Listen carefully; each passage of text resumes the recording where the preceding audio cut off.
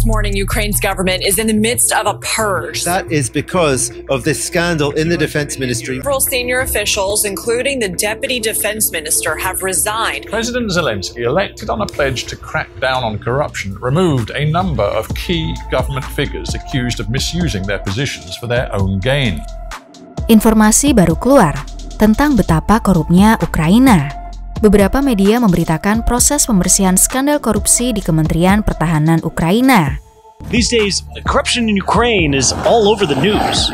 He was the president of Georgia, then a governor in Ukraine, and now he's in jail. Are allegations of corruption that stretch all the way back to Panama. Sejak Rusia menginvasi Ukraina pada Februari 2022, Amerika telah mengirim hampir 100 miliar dolar bantuan ke Ukraina, lebih dari yang diberikan Amerika kepada militer Afghanistan selama 20 tahun.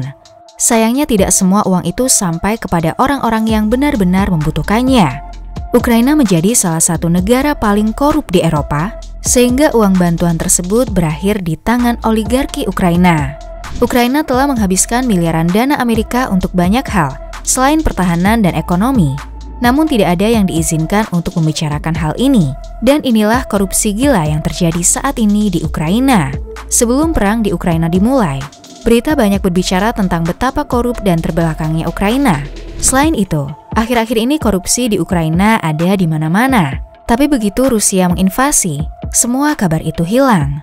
Presiden Zelensky terpilih dengan janji akan memberantas korupsi dan mencopot sejumlah tokoh kunci pemerintah yang dituduh menyalahgunakan posisi mereka untuk keuntungan mereka sendiri. Beberapa pejabat senior, termasuk Wakil Menteri Pertahanan saat ini, telah mengundurkan diri.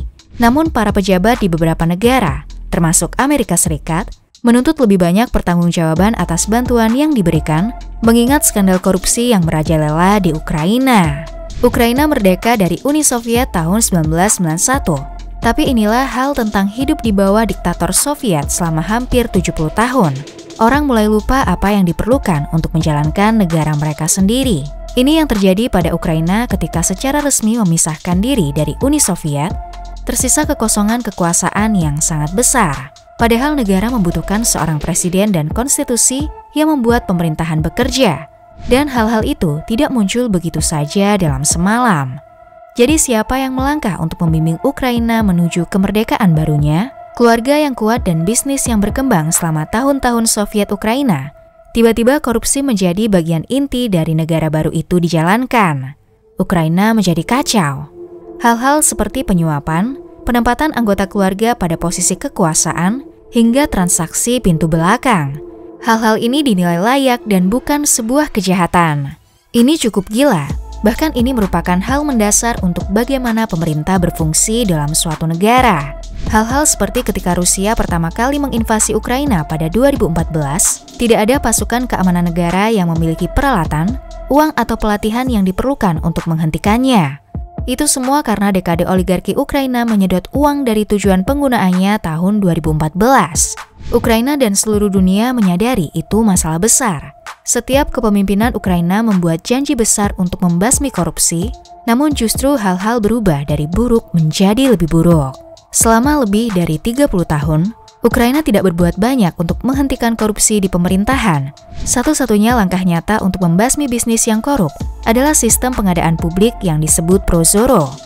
Prozorro mungkin memang membantu menjalankan bisnis lebih adil dan mudah, tetapi ternyata tidak benar-benar memberi pengaruh untuk korupsi pemerintah. Semakin memburuk ketika satu orang yang bertanggung jawab atas transportasi regional di Ukraina menerima suap sebagai imbalan untuk mengalokasikan rute bus mini ke perusahaan dan pengemudi tertentu. Satu orang ini mengendarai mobil sport meskipun gajinya hanya sekitar $170 sebulan. Ketika orang mengetahui apa yang dia lakukan, dia dipecat, tetapi kemudian mendapatkan pekerjaan lain, melakukan hal yang persis sama di distrik yang berbeda. Itu hanya satu contoh di ujung bawah rantai makanan pemerintah Ukraina. Tahun ini terungkap bahwa Kepala Pengadaan Kementerian Pertahanan telah membayar $2,7 juta untuk 3.000 rompi anti peluru. Ternyata rompi yang tersedia tidak benar-benar anti peluru, tetapi itu tidak masalah. Pejabat itu telah mendapat uang dari rompi anti peluru yang asli, lalu membeli yang lebih murah dan mengantongi selisih dari pembelian rompi. Itu bahkan bukan yang terburuk dari kasus pejabat di Ukraina. Pemerintah menerima suap hampir $400.000 untuk membeli generator yang sangat mahal. Ini terjadi saat warga sipil Ukraina mengalami pemadaman listrik yang berkepanjangan di tengah serangan Rusia yang melumpuhkan infrastruktur energi negara itu. Sementara itu, Kementerian Pertahanan menandatangani kontrak untuk memasok makanan dengan 2 hingga 3 kali lipat dari harga biasanya. Ini hanyalah beberapa contoh yang kita ketahui dan bagaimana para kroni Ukraina ini menikmati semua uang Amerika yang mereka dapatkan. Mereka menggunakan mobil yang seharusnya untuk tujuan kemanusiaan.